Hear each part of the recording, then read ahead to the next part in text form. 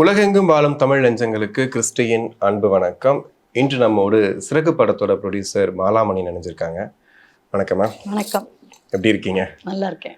Actually சிறகு இந்த படத்தோட டீசர் பார்க்க முடிஞ்சதுனால எனக்கு டீசர் பார்த்தோன்னு தோணுனது வந்துட்டு ஒரு ட்ராவல், ஒரு ரொம்ப நாளுக்கு அப்புறம் ஒரு மாதிரி ஸ்மூத்தாக அந்த கதை மூவ் ஆகிற மாதிரி ரெண்டு பேரோட கான்வர்சேஷன் மாதிரி இருந்துச்சு. இதை வந்து ஒரு ப்ரொடியூசராக இந்த கதையை வந்து வாங்கி பண்ணணும் அப்படின்னும் போது நிறைய கேள்விகள் இருந்திருக்கும். இதில் எப்படி கொண்டு போய் டீல் பண்ண போகிறாங்க, எங்கே போய் இது முடிய போகுது அப்படின்னு. ஏன்னா ட்ராவல்னும் போது ஏதோ ஒரு கட்டத்தில் அது முடியும் அப்படின்னும் போது, பட் இது வந்து சுவாரஸ்யமாக இருக்கும், இதெல்லாம் ஆட் பண்ணணும்னு சொல்லி டைரக்டர் நிறையா சொல்லியிருப்பாங்க. உங்களுக்கு எந்த பாயிண்ட்ல தோணுச்சு ஓகே இதை ப்ரொடியூஸ் பண்ணலாம் அப்படின்ட்டு? அப்படி இல்லை, இது வந்து எல்லாமே வந்து வெல் பிளான்டாக பண்ணுற ஒரு விஷயம். நான் இண்டஸ்ட்ரியில் ரொம்ப வருஷமாக இருக்கேன். அதனால் முதல்ல ஒரு படம் ப்ரொடியூஸ் பண்ணணும், அதாவது இண்டஸ்ட்ரியில் இருக்கேனே தவிர நான் என்னோடய ஃபஸ்ட்டு ப்ரொடக்ஷன் இது. பட் அதுக்கு முன்னாடி எக்ஸிக்யூட்டிவ் ப்ரொடியூசராக சிஓவாக ஆஃப் பெரிய பெரிய நிறுவனங்கள் இருந்திருக்கேன், நிறைய ப்ரொடக்ஷன்ஸ் ஹேண்டில் பண்ணியிருக்கேன். பட் இருந்தாலும் அது வந்து ப்ரொடியூசர் சூஸ் பண்ணுற கதைக்கு நான் எக்ஸிக்யூட் பண்ணுறதுக்கு தான் ஒர்க் பண்ணியிருக்கேன். சாய்ஸ் வந்து என்னோட தான் இருக்கணும்னு அவசியம் இல்லை அங்கே. எனக்கு பிடிச்சது பிடிக்கல தாண்டி, பட் ஆனால் பிடிக்காத கதைகளில் ஒர்க் பண்ண வேண்டிய கட்டாயமாக எனக்கு இருந்ததில்லை. ஓகே. ஸோ நிறைய நல்ல படங்களுக்கு எக்ஸிக்யூட்டிவ் ப்ரொடியூசராக இருந்திருக்கேன். அதே சமயம் நான் ப்ரொடியூஸ் பண்ணணும் அப்படின்னு நினச்சதே வந்து ஒரு எனக்கு நானே வச்சுக்கிட்ட ஒரு சேலஞ்சுன்னு சொல்லலாம். பிகாஸ் இது வந்து கிட்டத்தட்ட 2019 காலகட்டம். ஓகே, அப்போ வந்து வந்த படங்கள் மேலெல்லாம் எனக்கு ஒரு சின்ன அதிருப்தி இருந்தது. எல்லாமே ஒரே மாதிரி இருக்க மாதிரி ஒரு ஃபீலிங். ஓகே.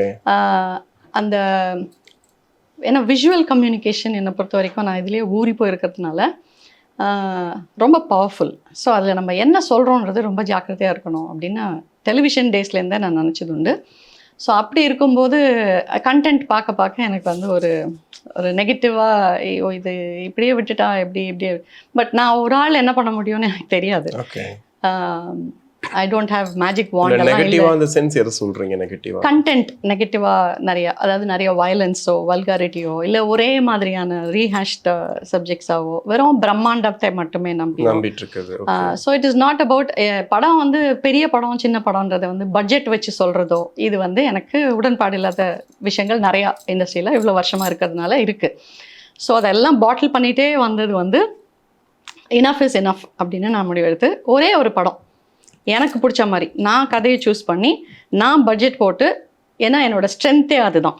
ஒரு கதையை படிக்கும் போதே நான் விஷுவலாக பார்ப்பேன் அதை, அண்ட் அதுக்கான பட்ஜெட்டை போட்டு அந்த பட்ஜெட்டுக்குள்ளே அந்த படத்தை முடிக்கிறது தான்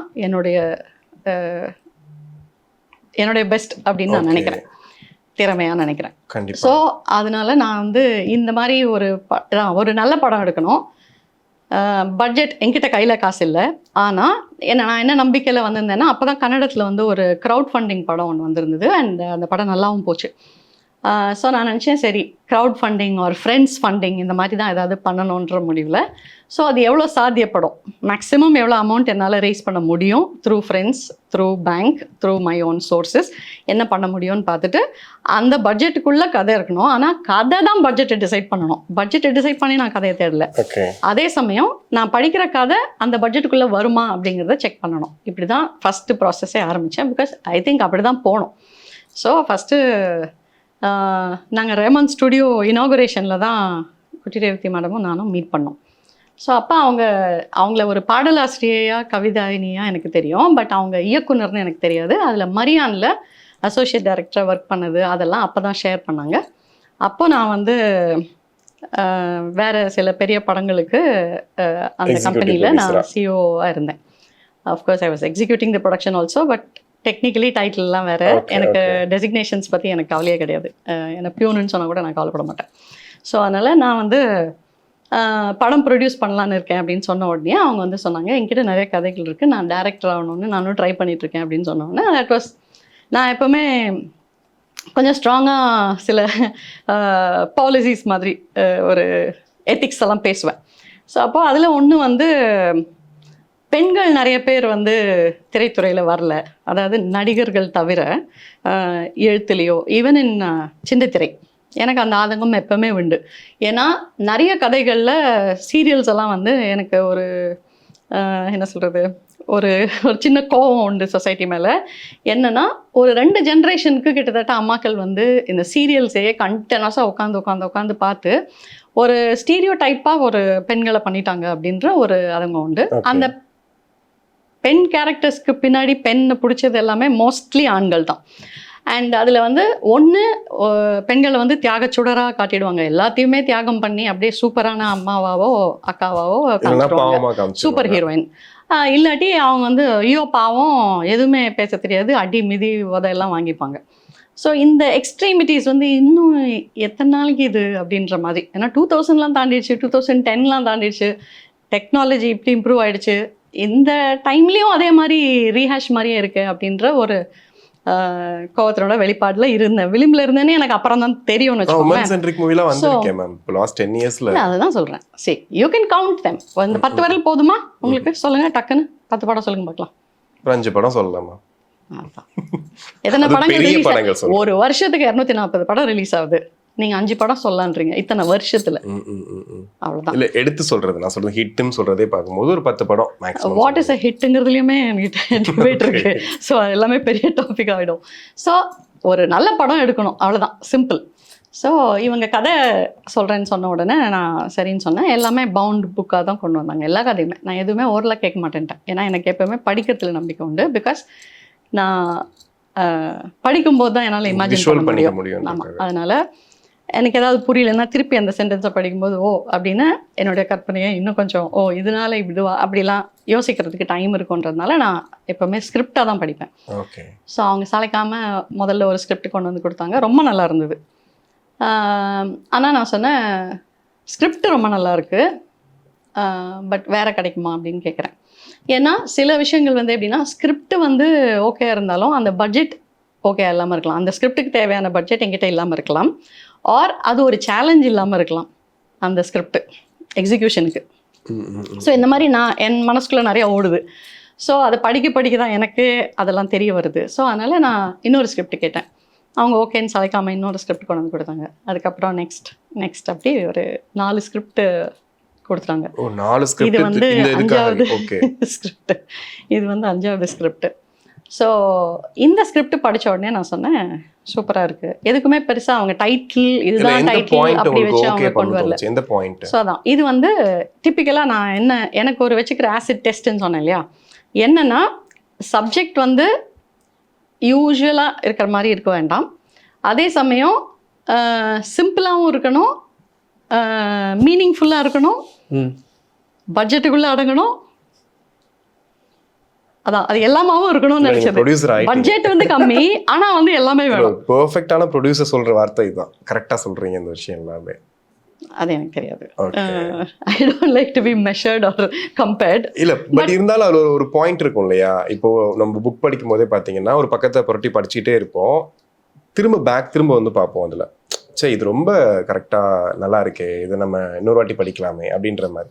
ஸோ அந்த மாதிரி இந்த ஸ்கிரிப்டில், ஏன்னா இது வந்து ஒரு மாதிரி இது புக்கு படித்த மாதிரி தான். நான் டீசர் பார்க்கும்போதே எனக்கு தோணுது அதான், ஒரு புக்கு போயிட்டு இருக்க மாதிரி அந்த மாதிரி தான் ஃபீல் ஆச்சு எனக்கு. ஸோ அந்த மாதிரி உங்களுக்கு எந்த இல்லை, எனக்கான சேலஞ்சஸ் தான் நான் பார்த்தேன். ஆமாம், அதாவது எப்படின்னா இப்போது ஒரு பட்ஜெட் லிமிட்டட் பட்ஜெட் தான் என்கிட்ட இருக்குன்னு நான் சொல்லிட்டேன். அதுவும் எக்ஸாக்ட் அமௌண்ட் எனக்கு தெரியாது அப்போது. ஸோ இந்த பட்ஜெட்குள்ளே பண்ணணும் அப்படின்னும் போது நான் என்ன நினச்சிருக்கலாம்னா ரிவர்ஸில் போயிருந்தா மற்ற ப்ரொடியூசர்கள் பண்ணுறது. நீங்கள் அதை கம்பேர் பண்ணதுனால நான் சொல்கிறேன். என்ன பண்ணுவாங்கன்னா என்கிட்ட எக்ஸ் அமௌண்ட் இருக்குது, அந்த எக்ஸ் அமௌண்ட்டுக்கு ஒரு கதை அப்படின்னா பொதுவாக 2 ஜானர் தான் சூஸ் பண்ணுவாங்க. 1 காமெடி, 2 த்ரில்லர். ஸோ அதுக்கு வந்து உங்களுக்கு லொக்கேஷன்ஸ் ரொம்ப சிம்பிளாக இருந்தால் போதும், ஒரு பூத் பங்களா இருந்தால் கூட போதும். த்ரில்லருக்கு, காமெடிக்கு எப்படி வேணால் கச்சாமச்சான் எப்படி வேணால் இருக்கலாம். டயலாக்ஸ் நல்லா ஒர்க் அவுட் ஆகிட்டு, சில நல்ல ஆர்டிஸ்ட் தெரிஞ்ச ஃபேஸஸ் நல்லா ஒரு டயலாக் ஓரியன்டாக நல்லா இருந்துட்டா கூட நல்லாயிடும். அந்த மாதிரியான விஷயங்கள் இருக்குது. பட் எனக்கும் அது சேலஞ்சாக இருக்கணும்னு நான் ஏன் நினச்சேன்னா, இது வந்து சீரியஸாகவே இண்டஸ்ட்ரியில் கண்டினியூ பண்ணணுமா வேணாமான்னு எனக்கு நான் வச்சுக்கிட்ட சேலஞ்ச் தான் இந்த படம். அந்த பட்ஜெட்குள்ளே என்ன பண்ண முடியணும், அதுக்காக ரொம்ப வாழைப்பழம் மாதிரி இருக்கிற படத்தை எடுத்து இது பண்ணிட்டேன் அந்த பட்ஜெட்குள்ளேன்னு சொல்கிறது என்னோட நோக்கமாக இல்லை. ஸோ இதில் வந்து ட்ராவல் இருந்தது, Chennai to Kanyakumari. Okay, so ஒரு full travel. So outdoor shooting இருக்குது, டஃப்பான லொக்கேஷன்ஸ் இருக்குது. அது நீங்கள் படத்தை பார்த்தா புரியும். நீங்கள் ரிவ்யூஸ் நிறைய பப்ளிக் ரிவ்யூஸ் போட்டிருக்கேன், அதில் எடுத்து பார்த்தீங்கனாலே தெரிஞ்சவங்க, இண்டஸ்ட்ரி சம்மந்தப்பட்டவங்க, இண்டஸ்ட்ரிக்கு சம்மந்தமே இல்லாதவங்க எல்லாருமே லொக்கேஷன் பற்றியும், ட்ராவல் பற்றியும், மியூசிக் பற்றியும், கேமரா ஒர்க் பற்றியும் பேசியிருப்பாங்க. அதுதான் நான் வச்சுக்கிட்ட சேலஞ்ச். அதில் நான் ஜெயிச்சிட்டேன். ஸோ என்னோட நான் தோத்துட்டேன்னு ஏன் நினைக்க மாட்டேன் அப்படின்னா, ரிலீஸ் பண்ணல அப்படின்றதுனால நான் தோத்துதான் நான் நினைக்கல. நான் ஒரு மீனிங்ஃபுல்லான, ஒரு அழகான குட்டி ரேவதியோட கவிதை மாதிரியே ஒரு நல்ல படத்தை எடுத்துட்டேன்றதுல நான் ஜெயிச்சிட்டேன். அங்கே நான் நினைச்ச பட்ஜெட்ல அதை பண்ணிட்டேன். பட் ரிலீஸ் பண்ணலங்கிறது, ரிலீஸ் பண்ணலன்றது வந்து அது என்னோட சேலஞ்ச் இல்லை. As a producer it's not my job as such. அப்படி பார்த்தீங்கன்னா, ஏன்னா அதுக்கு நிறைய காரணங்கள் இருக்குது. ப்ளஸ் ஃபஸ்ட்டு தடையானது வந்து ஆக்சுவலாக கோவிட்னால தான். இல்லாட்டி நான் வந்து சேட்டலைட் ரைட்ஸ் எல்லாம் பேசி முடிச்சு எல்லாமே ரெடியாக இருந்தது. ஏப்ரல் மே ரிலீஸ்க்கு நாங்கள் சிங்கப்பூர் ப்ரமோஷன்ஸ் எல்லாம் போயிட்டு வந்தோம். ஜெயா டிவியில் வந்து ஒரு டீம் இன்டர்வியூ எல்லாம் பண்ணிட்டாங்க பொங்கலுக்கு. So we were heading towards that April release, May release. அப்போ மார்ச்சில் கோவிட் வந்ததுனால தான் இது ஸ்டக்கப் ஆச்சு. அதுக்கப்புறம் it became very difficult. And cinema கேமே வந்து உங்களுக்கு ஒரு அவுட் சைடராக இருக்கிறதுக்கும் நான் வந்து இதுலேயே ஊறி போய் இருக்கிறதுக்கும் எனக்கான சேஞ்சஸ் எனக்கு தெரியும். Because I deal with television, I deal with satellite, I deal with OTT platforms, எல்லாமே நான் டீல் பண்ணுறேன் as producer, as whatever. Okay. So அதனால் அந்த கேம்ஸ் எல்லாம் எப்படி மாறிடுச்சு, ஆட்கள் எப்படி மாறிட்டாங்க. அப்புறம் ஆட்கள்னால் சேஞ்ச் ஆஃப் பொசிஷன்ஸ், ஐ மீன். ஏன்னா கிட்டத்தட்ட 1 வருஷத்துக்கு 1.5 வருஷத்துக்கு இப்போ படங்கள் ரிலீஸ் ஆகலை. அதுக்கு நடுவில் நான் வந்து ஒரு டிஐவிஎஃப்எக்ஸ் கம்பெனியோட சிஓவாக இப்போவும் இருக்கேன். அப்போ சேர்ந்தது கோவிட்க்கு முன்னாடி. ஸோ பெரிய படங்களே ஒரு ஸ்ட்ரகிளில் தான் 1.5 வருஷத்துக்கு அப்புறம் தான் ரிலீஸ் ஆச்சு. ஸோ அந்த மாதிரி சூழ்நிலை இருக்கும்போது இதை வந்து நான் இப்போ ரிலீஸ் பண்ணுறது வந்து கஷ்டமானு கேட்டிங்கன்னா கிடையாது. இதை நான் 22லேயே ரிலீஸ் பண்ணியிருக்க முடியும். இப்போவுமே நாளைக்கே நினச்சா கூட ரிலீஸ் பண்ணலாம். அதுக்கு வேண்டியது வெறும் காசு மட்டும்தான். ஸோ நான் எப்போவுமே சொல்கிற ஒரு அது டயலாகாக நினச்சா கூட சரி, ஏன்னா நான் ரெகுலராக சொல்கிறதுனால சொல்கிறேன். இவ்வளோ ஒரு 1.5 கோடி ரூபாய் கிட்டத்தட்ட செலவு பண்ணி படம் எடுக்க தெரிஞ்ச எனக்கு இன்னொரு 30 லட்சம் ரூபாய் ஃபண்ட் ரைஸ் பண்ண முடியாமையோ இல்லை அந்த பைசா வச்சு பப்ளிசிட்டி பண்ணி ரிலீஸ் பண்ண முடியாமையோ இல்லை. ஆனால் நாங்கள் ரீசெண்டாக ஒரு 6 மந்த்ஸ் முன்னாடி, ரீசெண்ட்ன்றதே 6 மந்த்ஸ் ஆயிடுச்சு, 6 மந்த்ஸ் முன்னாடி நான் ரிலீஸ் பண்ணலாமா, ஆனால் நான் எப்படி ரிலீஸ் பண்ணோன்னு என் மைண்டுக்குள்ளே ஒரு பிளான் ஒன்று போயிட்டுருக்கு. அது என்ன ப்ராப்ளம்னா, யாருக்கு சொல்கிறதுனாலும் ஒரு காமெடியாக கூட இருக்கலாம் அது. ஏன்னா ரெகுலர் பாத்தில் நான் போகல, இப்போ ஏதோ ஒன்று டிஃப்ரெண்ட்டாக ட்ரை பண்ணுறேன். ஓகே, அது ஃபெயில் ஆகலாம், பாஸ் ஆகலாம், என்ன வேணால் நடக்கலாம். ஆனால் அதை நான் பண்ணணும்னு ஏன் நினைக்கிறேன் அப்படின்றத அந்த 5 நாள் ப்ரிவ்யூ, பப்ளிக் ப்ரிவ்யூன்னு ஒன்று போட்டேன் என்எஃப்டிசி தியேட்டரில். அதில் நாங்கள் நிறையா ஷார்ட்ஸ் போட்டுகிட்டே வந்தோம் நாங்கள் 3 பேருமே. அப்போது அதில் நான் ஒரு இதில் சொல்லியிருப்பேன், இப்போ போன வருஷம் அதாவது 2024 வந்து 241 படங்கள் ரிலீஸ் ஆச்சு. நீங்கள் ஒரு 41 படங்கள் பேர் சொல்ல முடியுமா அப்படின்னு கேட்டிங்கன்னா யாருக்கும் தெரியாது, பப்ளிக்கு தெரியாது. அதாவது லீவ் அலோன் இண்டஸ்ட்ரியில் இருக்கிறவங்க இல்லை, பப்ளிக் நீங்கள் யாரை கேட்டிங்கனாலும்.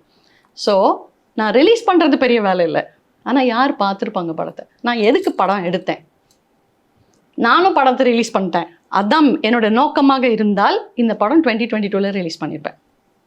அதை புரிஞ்சுக்கிறது வந்து ரொம்ப கஷ்டம். என் கூட இருக்கிறவங்களுக்கே கொஞ்சம் கஷ்டம்தான். இருந்தாலும் ஐ எம் ட்ரைங். நான் என்ன நினைக்கிறேன்னா, நான் ஒரு அர்த்தமுள்ள ஒரு படம் எடுத்து தான் நான் நம்புறேன் இல்லையா, அது உண்மையும் கூட. அதை எல்லாருக்கும் ஃபர்ஸ்ட் இதுதான் படம் நான் புரிய வைக்கணும்னு பார்க்குறேன். ஏன்னா டைட்டிலில் வச்சோ இல்லாட்டி ஒரு டீசரை வச்சோ நம்ம ஒரு ஃப்ரைடே ரிலீஸ் டேட்டுன்னு போட்டுட்டு நம்ம நினச்சிப்போம். இப்போது நான் ஒரு எக்ஸ்பெரிமெண்டெல்லாம் நீல நிற சூரியன் ஒரு ரொம்ப நல்ல படத்தை ரிலீஸ் பண்ணேன் அக்டோபரில் 2024. அது ஒரு ஆசிட் டெஸ்ட்டாக கூட நீங்கள் வச்சுக்கலாம். அந்த ஆசிட் டெஸ்ட் வந்து எனக்கு எதாச்சும் அமைஞ்சுது. நான் வந்து அந்த படத்தை ஃபண்ட் பண்ணல, ஆனால் டெக்னிக்கலி நான் தான் ப்ரொடியூசர் அந்த படத்துக்கு. இட்ஸ் அ டிரான்ஸ்ஜெண்டர் பற்றின படம், ரொம்ப அருமையான படம். எல்லா சேனலும் அந்த சம்யுக்தா அப்படிங்கிறவங்கள டிரான்ஸ்ஜெண்டர் அவங்களோட கதையை தழுவிய ஒரு ஃபிக்ஷன் அது. அவங்களே ஆக்ட் பண்ணியிருந்தாங்க, டைரக்ட் பண்ணியிருந்தாங்க, அவங்களே ப்ரொடியூஸும் பண்ணியிருந்தாங்க. பட் அந்த ப்ராஜெக்டை செட் பண்ணலான்னு 2வது படமான்னு நினச்சது நான். அந்த மாதிரி நாங்கள் பேசியிருந்தோம், அதெல்லாம் ரெடி பண்ணியிருந்தோம். அதனால அவங்க வந்து நீங்களே ரிலீஸ் பண்ணி கொடுங்கன்னு சொல்லிட்டு அதை இன்டர்நேஷ்னலாக ஃபெஸ்டிவல்ஸ்க்கெல்லாம் பண்ணிவிட்டு 24 எண்டில் நான் ரிலீஸ் பண்ணதை. ரொம்ப நல்ல பேர் வந்துச்சு. லைக் ரஞ்சித் சார்லாம் கூட அதை ஃபோன் பண்ணி பார்க்கணுன்னு சொல்லி நான் போட்டு காமிச்சேன். த சோ கால்ட் பெரிய பெரிய ரிவ்யூவர்ஸ் எல்லாருமே இன்டர்வியூ எடுத்திருந்தாங்க. எல்லா பெரிய சேனல்களும் கமர்ஷியல் சேனல்களும் இன்டர்வியூ பண்ணியிருந்தாங்க அவங்கள. ஆனால் அந்த படம் நான் நினச்ச மாதிரி அதை நான் என்ன ஆன்டிசிபேட் பண்ணுறேனோ, இப்போ நான் சிறகு ரிலீஸ் பண்ணால் என்ன நடக்கும் யாருக்கும் தெரியாது. நான் நினச்சிப்பேன், நான் வந்து 20 லட்சம் செலவு பண்ணிட்டேன், 30 லட்சம் செலவு பண்ணிட்டேன், தமிழ்நாட்டில் இருக்கிற எல்லாருக்கும் இப்போ தெரியும் அந்த படம் வந்துடுச்சுன்னு அப்படின்னு நான் நினச்சிக்கிறேன். அப்படி தான் எல்லா ப்ரொடியூசரும் நினச்சிக்கிறாங்க. சரியா? ஆனால் எல்லாரும் பிஸியாக இருக்காங்க, எல்லா ஊர்லேயும் எல்லாரும் பிஸியாக இருக்காங்க. என்ன இம்பாக்ட் பண்ணணும்னு நினைக்கிறீங்க? சிறகு என்ன இம்பாக்ட் கொடுக்கும்னு நினைக்கிறீங்க? இல்லை it is not about the impact தம்பி. ஃபஸ்ட்டு வந்து பார்க்கணும்ல, அந்த படத்தை பார்த்துட்டு அவங்க என்ன வேர்டிக்ட் வேணால் கொடுக்கட்டும், படம் நல்லா இல்லைன்னு கூட சொல்லட்டும். பார்க்காமையே அது வரதும் போகிறதுமே தெரியாமல் தான் எல்லா படமும் போயிட்டுருக்கு. I don't want to be one among that. அவ்வளோதான், வெரி சிம்பிள். புரியுதா உங்களுக்கு? படம் எடுத்து வச்சிட்டேன். ஸோ இனிமேல் எனக்கு அதில் பெரிய லாஸ் வரப்போகிறதில்ல. ஆல்ரெடி ஆனது தான் வச்சுக்கலாம். வருதோ வரலையோ, நான் ரிலீஸ் பண்ணாலும் அந்த லாஸ் வரப்போகுது, ரிலீஸ் பண்ணலைன்னாலும் அதே லாஸ் தான். இன்னும் கொஞ்சம் எக்ஸ்ட்ரா 30 லட்சம் போட்டு தான் அது ரிலீஸ் பண்ண முடியும்னா அதுவும் சேர்த்து தான் லாஸு. அதுக்கு நான் ப்ரிப்பேர் ஆகிட்டேன்னு வச்சுக்கோங்களேன். அட்லீஸ்ட் எல்லோரும் பார்க்கட்டும்ன்றேன். அப்போ கூட அந்த 30 லட்சத்தை or whatever that amount is going to be இந்த பப்ளிசிட்டிக்கு அதை மற்றவங்க பண்ணுற மாதிரி பண்ணாமல் நான் டிஃப்ரெண்ட்டாக ட்ரை பண்ணலாம் அப்படின்னு நினச்சி நான் என்ன பண்ணுறேன், பப்ளிக் ப்ரிவ்யூஸ் போடுறேன். இதான் கதை. ஏன்னா இப்போ நீங்கள் ஒரு பைக்கில் ஒரு பொண்ணு ஒரு பையன் ஃபோட்டோஸ் தான் நிறையா இருக்குது அந்த படத்தில். ஓகேங்களா? அப்போது அந்த ஃபோட்டோஸ் பார்த்தோன்னே எல்லாரும் okay it's yet another love story, it's yet another travel story, அப்படி தான் அந்த முடிவுக்கு தான் போவாங்க இல்லையா? அது எல்லாமே அதில் இருக்குது. But it's not a love story, it's not just a travel story. இது வந்து ட்ராவல் பற்றினது, இது வந்து மியூசிக் பற்றினது, இது வந்து ரிலேஷன்ஷிப்ஸ் பற்றினது. ஸோ பீப்புள் வந்து பார்க்கட்டும்ன்றேன். I want them to come and see.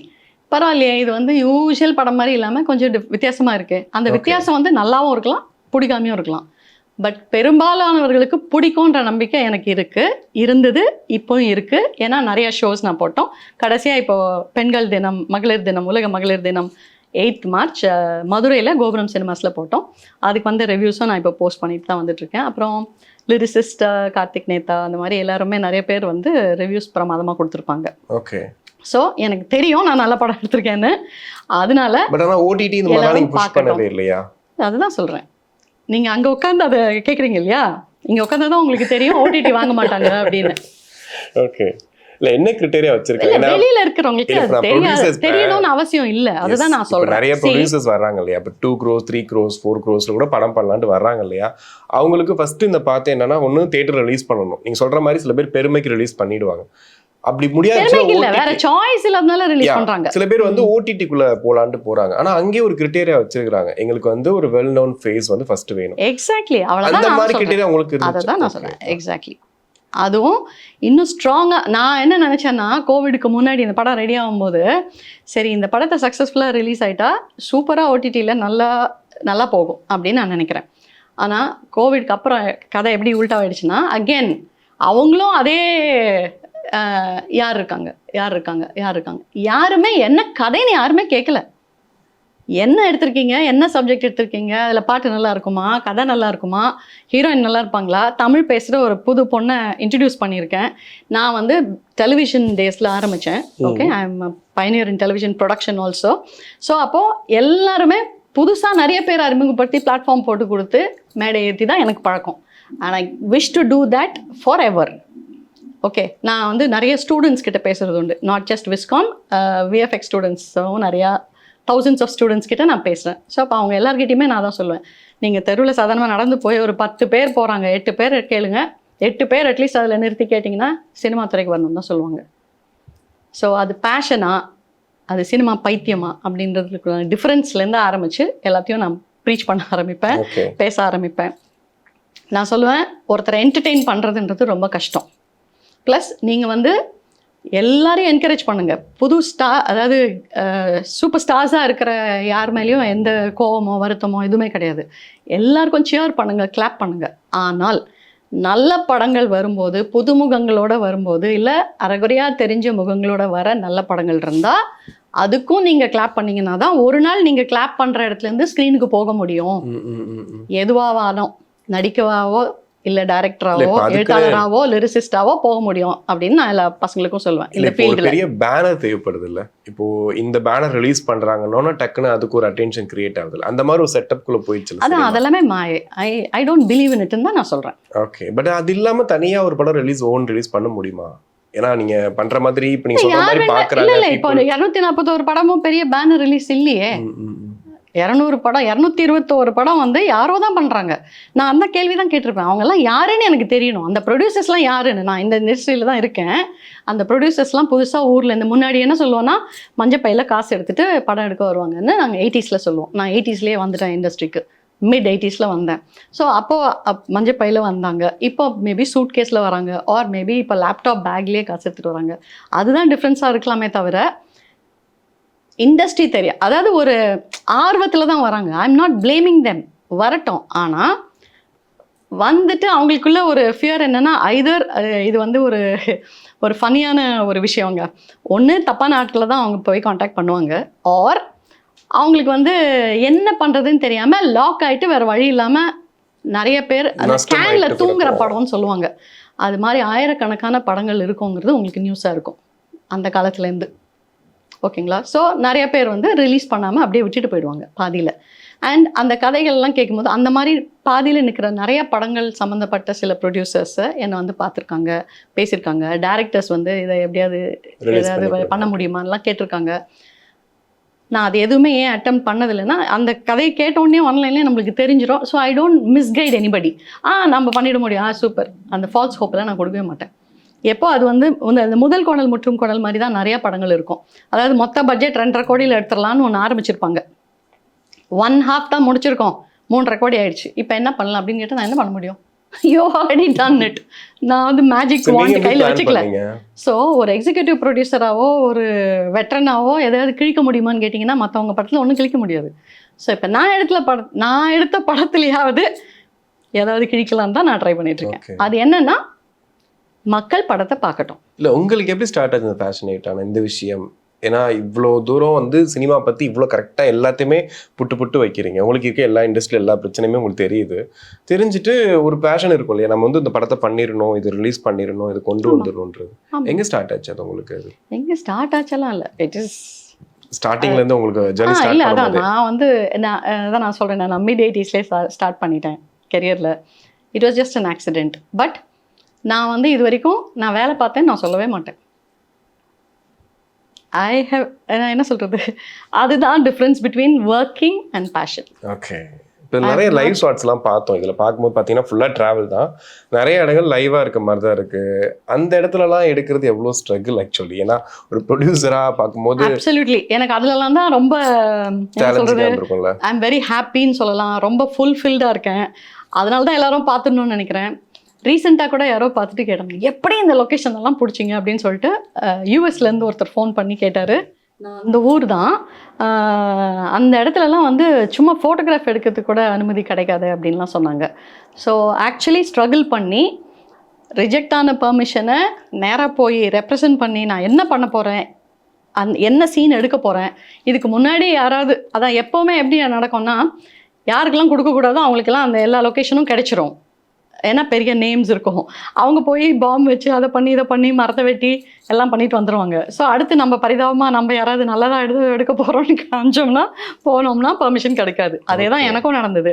So நான் போய் விடாமல் ஒருத்தரையாக போய் பார்த்து கெஞ்சி கதறி நாங்கள் இதுதான் எடுக்க போகிறோம் டூரிசம்க்கு வேணாலும் ஹெல்ப் பண்ணுமே தவிர ஒரு புல்லு கூட நாங்கள் டேமேஜ் பண்ண மாட்டோம். இன்ஃபேக்ட் ஐயோ இந்த இடம்லாம் எங்கே இருக்குது அப்படின்னு கேட்டு உங்களுக்கு வருவாங்க ஆட்கள் அப்படின்னு சொல்லியே. அவங்க எல்லாருமே ஐஎஃப்எஸ் ஆஃபீஸர்ஸ். தேவர் ஆல் லைக் நான் சொல்கிறேன், நான் என்னுடைய நேர்மையை அப்ரிஷியேட் பண்ணி தான் அவங்க எல்லாமே பெர்மிஷன் கொடுத்தாங்க. நான் செக்ரட்டேரியட் வரைக்கும் போய் யாரையும் தெரியாது, ஆனால் போய் இன்ஃப்ளூயன்ஸ் பண்ணி தயவு செஞ்சு எனக்கு கொடுங்கன்னு சொல்லி கெஞ்சி கதறி தான் வாங்கினேன் பெர்மிஷன். ஓகே. சில இடங்கள்லாம் ஷூட் பண்ணுறதுக்கு. ஓகே. பட்ஜெட்டாக பார்க்கும்போது உங்களுக்கு அது பெருசாக தெரியலையா? ஏன்னா ட்ராவல் ஷார்ட்ஸ்லாம் வந்து சும்மா சாதாரணமாக எடுத்துட முடியுமான்னு கேட்டால் ரொம்ப கஷ்டம். ஸோ அந்த ஸ்ட்ரகிள்ஸ் எனக்கு வச்சுக்கிட்ட டெஸ்ட்டுன்னு நான் தான் சொன்னேன். மியூசிக் இப்போ நீங்கள் வந்து மற்ற 2 ஜானர் நான் சொன்னேன் இல்லையா, சின்ன பட்ஜெட் படம்னாலே காமெடியாவோ த்ரில்லராகவோ இருந்தால் பாட்டே தேவைப்படாது. இதில் 5 பாட்டு இருக்குது, முத்துமுத்தாக இருக்குது பாட்டு. நீங்கள் தயவு செஞ்சு பாருங்கள். அது எல்லாமே லிரிக் வீடியோவாக இருக்குது. ஒன்று வந்து விஷுவலாகவும் இருக்குது. வா பெண்ணேன்றது லிரிக்கல் விஷுவலாகவும் இருக்குது, மற்றதெல்லாம் லிரிக் வீடியோவாக இருக்குது. அரோல் கரோலி பிரமாதமான மியூசிக்கு. குட்டி ரேவதி மேடம் கேட்கவே வேணாம். இயக்கம் மட்டும் இல்லை, லிரிக்ஸும் வந்து அப்படியே இந்தா இந்தா இந்தா இந்தா அப்படி கொடுத்துருப்பாங்க. நான் வந்து எனக்கு மியூசிக்னா உயிர்.